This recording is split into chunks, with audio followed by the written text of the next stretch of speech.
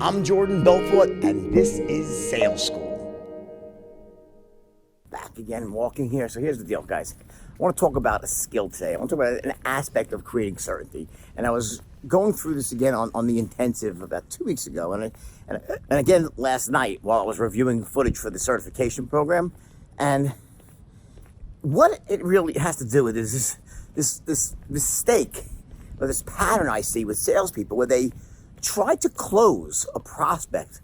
They try to move forward on the straight line when the prospect really isn't that certain about their product logically. You get it? Like the prospect is clearly not sold that your product is the best deal out there, that has the best cost-benefit ratio, has the features and benefits that best apply to them, it's priced fairly. They're not really sold. And it's obvious from the questions they ask, from the tonality of their responses, yet the salesperson is trying to go and loop and move down the line without building certainty for the product. They're more into the emotional side of the equation, lowering action threshold. Let me just tell you something, guys. People don't buy. Very, very few buy when they're uncertain. Like, if they're below a 5 or 6, you have no shot because people don't make decisions that don't believe in their best self-interest. We don't buy shit. We don't buy things that we think will make our life worse. We buy things that we think will make our lives better. You get it? So that positive intent's always driving someone's decision at the highest level. So what happens is, if someone's not that certain, if after you're done with your presentation, or even your first loop, if they're still like, I don't know, it doesn't, it sounds okay, and they're still asking you questions, you can't be moving down the line and expecting to close these people when they're still in a state of uncertainty about the product, logically. The reason your first 10 is your first 10 is it must be resolved before you move forward. In the same way with the 3 basic tenets of the straight line, you must be in control before you try to move someone even down into intelligence gathering, or else you're spinning your wheels. You won't be able to gather intelligence effectively because they'll cut you off. They'll try to take back control. They won't answer you forthrightly. They won't answer you honestly. They'll answer your questions with the questions of their own, which is what was happening to my guys way back in the day, which inspired me to create the straight line. The syntax, the steps of the straight line are there for a reason. Step 1 has always been to take control because nothing good happens without that. But in terms of certainty, the first 10, you must get your prospect to a very high level of logical certainty about your product, good, or service. Without that, you're fighting this massive uphill battle to try to close them. There's no swift language patterns or lowering the action threshold or talking about the second 10 about if you knew me, you trusted me, we'd be doing business. No, they still don't know they still don't love your product. That's step 1. So make sure that you get that in place before you go about trying to do anything else after that. That comes after it.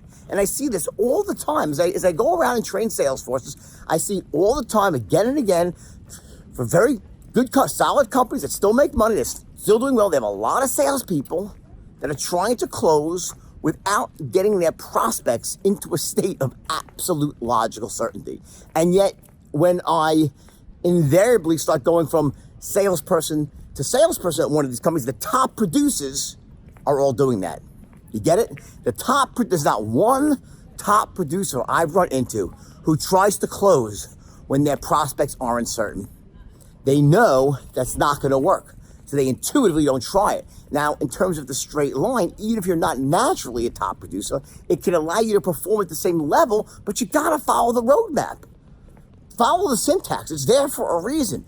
Remember, strategic preparation. Take your time to create your patterns, create your airtight, logical case, 3 of them, so by the time you're done, the first, second, the third version, one building on top of the other, you have this, as I say, scream from the hilltops, no holds barred, inarguable, airtight, logical case that makes sense on every freaking level. Without that, it's really, really hard to close at any reasonably high level. Starts with strategic preparation, meaning you take the time to map this out beforehand. Don't try to wing it. Don't try to just, come on the fly with this incredible airtight logical case that you do in 3 chunks. It's very hard to do. Almost never succeed unless you're a natural born closer at the highest level. Take the time to write out these patterns. Get your thoughts straight. And also by doing that, by having things written out and memorized, or in front of you if you're over the phone, you still have there's a guide, right? It allows you to essentially have your conscious mind freed up to be watching and listening and hanging on your prospects, every word, every move, so you can judge where they are on a certain scale and see if you're falling out of rapport, all these crucial things that allow you to ultimately move them to a higher level of certainty. If you are essentially just, so caught up in your own words because you haven't planned things out and you're struggling, or your entire conscious awareness is based on trying to pull the best words out of thin air, it's very disempowering because your conscious mind has very little processing power, right? If it's all tied up trying to come up with the right words, well, you don't have a lot left over to analyze your prospects' reactions to those words. That's why strategic preparation is so key. Not because not just because it helps you build certainty because you have the right things to say, but it also allows you to become a much more effective listener. You have to worry about what order you're going to ask your question. You have it prepared. This is the order. Makes the most sense. Your logical flows. By preparing yourself, you set yourself up for greatness. By walking into a sale unprepared and trying to wing it, you start yourself with like a 30-yard penalty behind the freaking starting line. All right, and you got to play huge catch-up ball. So don't do that. Okay, the straight line system is a gift that keeps giving. It allows anyone to become a top producer in the field. But you got to use it. And part of that means engaging in strategic preparation and not walking in trying to fucking wing it. It doesn't work. I love you. All right. So make that your mantra. That I'm going to be prepared for every encounter. I'm going to know what I'm going to say before I say it. I'm going to know enough about my prospect as much as possible without wasting time.